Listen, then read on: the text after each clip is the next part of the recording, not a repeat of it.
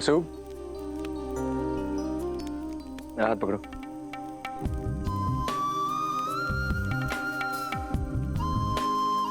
आग के पास बैठो, ठंड नहीं लगेगी। आओ, इधर बैठो। यहाँ ठंड कम लगेगी।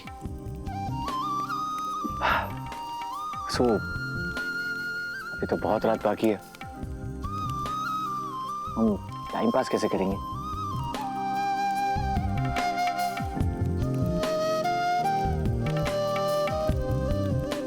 देव सर, कोई कहानी सुनाइए ना, तभी तो टाइम कटेगा। ऐसे अचानक कहानी कैसे सुनाऊं? बचपन में मैं एक कहानी सुनता था, वो याद करने की कोशिश करता हूँ। हाँ हाँ, तो कहानी है एक घने जंगल की, जिसका राजा एक शक्तिशाली बाघ था।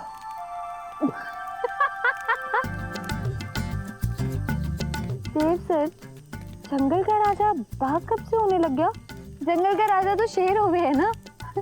मेरी कहानी में जंगल का राजा बाघ ही है। तुम्हें कोई प्रॉब्लम है? और अगर तुमने बीच में टोका ना तो मैं कहानी नहीं सुनाऊंगा। सुनो, एक दिन वो शिकार करके अकेला वापस लौट रहा था और वापस आते वक्त वो घर का रास्ता भूल गया। और बाघ हमारी तरह थोड़ी है जो घर का रास्ता भूल जाएगा।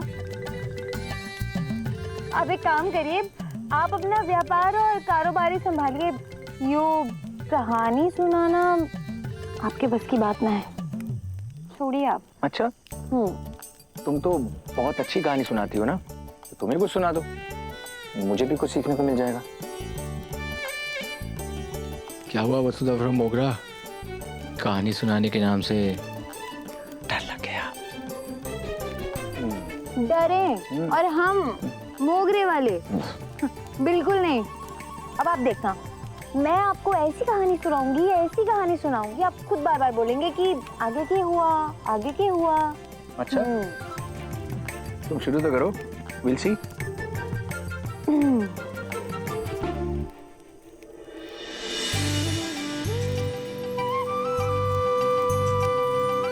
तो ये कहानी दूर देश में बसे एक राजा की है,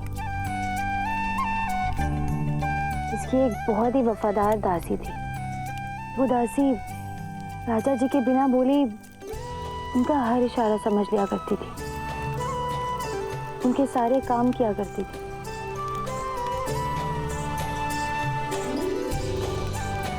राजा जी भी उस दासी ने बहुत सम्मान देते थे।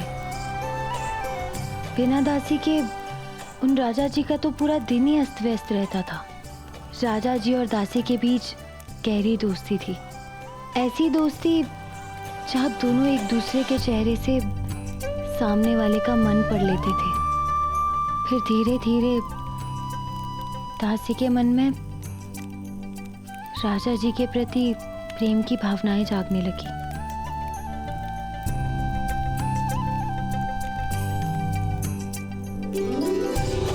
उसे राजा जी से इतना प्रेम हो गया कि वो राजा जी ने अपना धनी मानने लगी।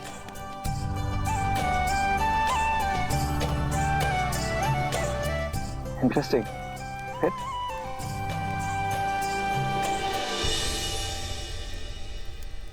एक राजा की शादी तो रानी के साथ ही होती है, एक दासी के साथ नहीं। इसलिए एक दिन राजा जी की शादी एक बड़े घराने की रानी सा के साथ तय हो गई। कहानी में ट्विस्ट, दासी का तो दिल टूट गया होगा। आगे क्या हुआ? बस आगे की कहानी हमारे को नहीं पता। अरे क्या मतलब? इसका अंत भी तो पता होगा ना? काश मेरे को पता होता। अरे ऐसे कैसे नहीं पता? याद करो, पता होगा, कोशिश करो। अगर आपको पता है तो आप ही बता दीजिए ना। आपके हिसाब से कहानी का क्या अंत होना चाहिए देव सर?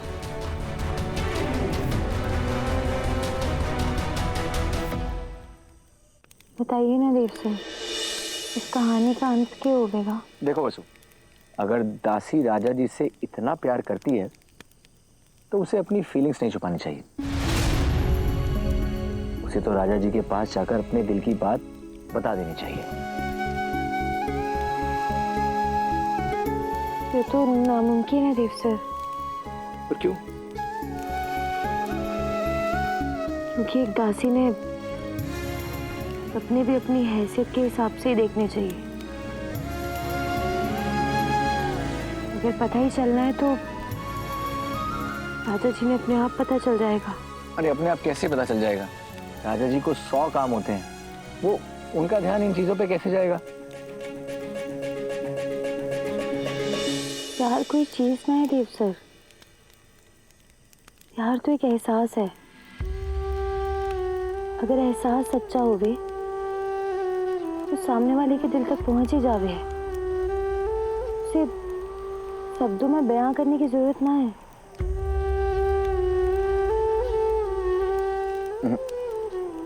मैं एग्री नहीं करता। अगर प्यार है तो उसे छुपाने की क्या जरूरत है? दासी को तो राजा जी के पास जाना चाहिए और पूरे अभिमान के साथ अपने दिल की बात राजा जी को बता देनी चाहिए। और फिर राजा जी के भी मन में दासी के लिए प्यार हुआ तो बात अपने आप बन जाएगी और फिर दोनों खुशी खुशी अपनी जिंदगी बिताएंगे। एक राजा और एक दासी साथ साथ खुशी खुशी रह सके हैं कि? क्यों नहीं? कहना आसान है, लेकिन समाज ने कुछ दायरे बनाए हैं जिन्हें कोई ना तोड़ सके। ये समाज हमसे तुमसे ही बनता है और ये दायरे भी हम नहीं बनाए हैं। लेकिन रिश्ता तो बराबरी वालों के बीच निकलता है ना, तो अक्सर आगे चलकर भेदभाव बढ़ जाते हैं। बराबरी का मतलब क्या सिर्फ धन दौलत से होता है? बराबरी तो अधिकार की होती है, बराबरी तो सोच में होती है।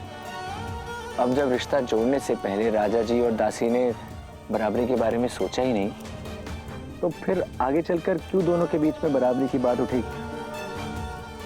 क्योंकि हैसियत और औकात संसार का सच है। हैसियत और औकात वक्त के साथ बदलते रहते हैं।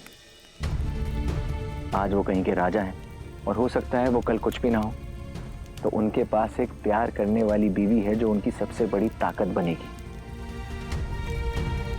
और प्यार के आगे सारी दलीलें बेकार हैं वसु।